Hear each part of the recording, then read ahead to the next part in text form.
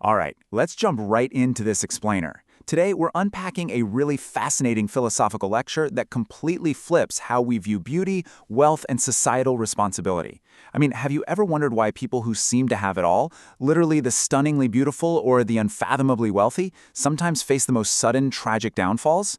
Well, today we're exploring a source that argues this isn't just random bad luck. Nope, it's actually a deeply ingrained cosmic mechanism. So get ready, because we are going to look at privilege through an entirely new lens. Here's our roadmap for today. First, we're covering the real reason for beauty's curse. Next, we'll unpack energy that isn't yours. After that, we'll explore the true role of leaders, dive into special education for those leaders, and finally wrap things up with wisdom that benefits the world. Let's get to it. So, Part 1, the real reason for beauty's curse. We're starting off with a concept you've probably heard of in passing, beauty's curse. In traditional Korean idioms, this is known as minbokbok. Usually, you hear this as just a fatalistic saying, right? It's that classic too good to be true trope, where highly privileged people mysteriously run into bad luck. But our source material today completely redefines this idea. It doesn't view this curse as some random punishment or stroke of misfortune. Actually, it frames it as a direct, almost mathematical reaction to something much deeper happening in society. So the obvious question is why? Why does the universe actually curse the beautiful and the wealthy, according to this philosophy? The speaker posits that this definitely isn't a coincidence. So let's explore the cosmic cause and effect at play here. What's the trigger? Why on earth does the universe seemingly single out the privileged for these rapid downfalls? That brings us to Section 2, energy that isn't yours. To really understand this curse, we have to look at how the source defines the very nature of privilege. And honestly, it completely challenges our standard capitalist view of ownership. Here is the absolutely crucial point. Beauty and wealth are not personal achievements. I know, let that sink in for a second. According to the lecture, beautiful and powerful people are actually holding on to an immense accumulation of the masses' collective energy concentrated right into one vessel.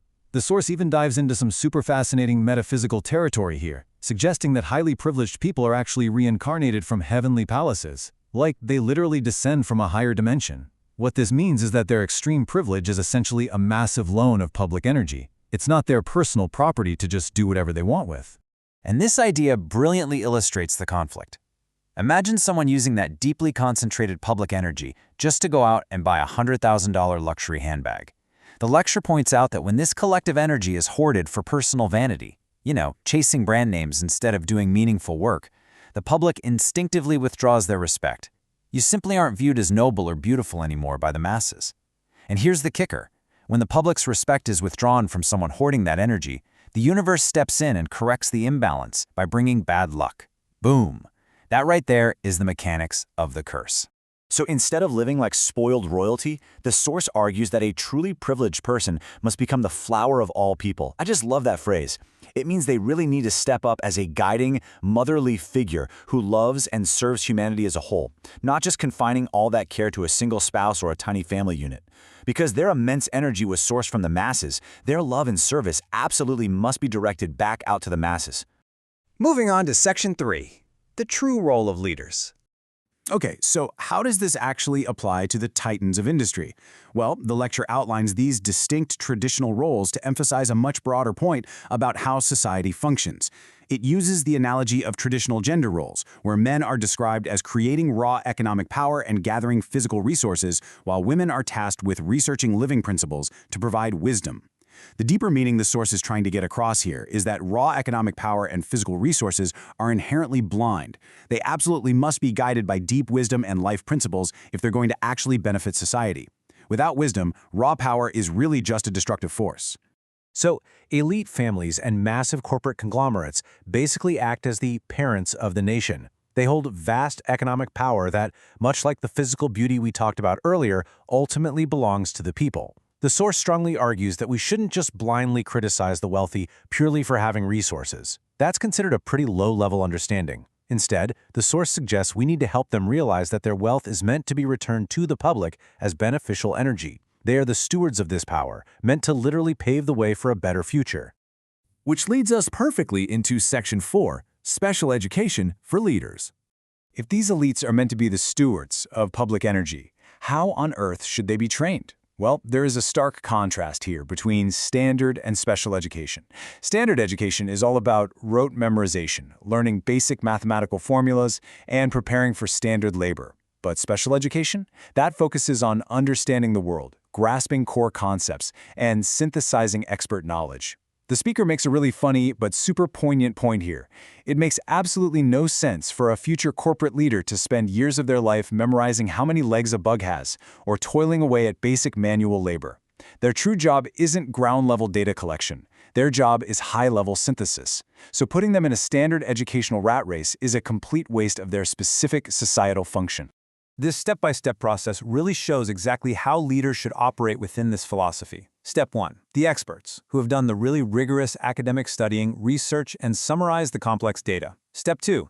Leaders review these executive summaries. Step 3. Because they've had this specialized training, leaders can grasp the core concepts incredibly rapidly without getting totally bogged down in the weeds. And finally, Step 4. Leaders make wise, high-level decisions for the public good. They really don't need to know every single mathematical formula. They just need to understand what the math means for society when those experts hand them the final report.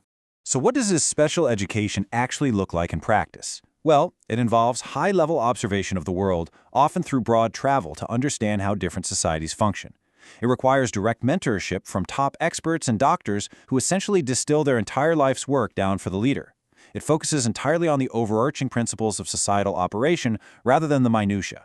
And, get this, the lecture suggests this requires only a few hours of highly focused study per week. By stepping out of the standard educational grind, these privileged individuals have the space to develop the deep empathy and overarching wisdom that's totally necessary to lead effectively.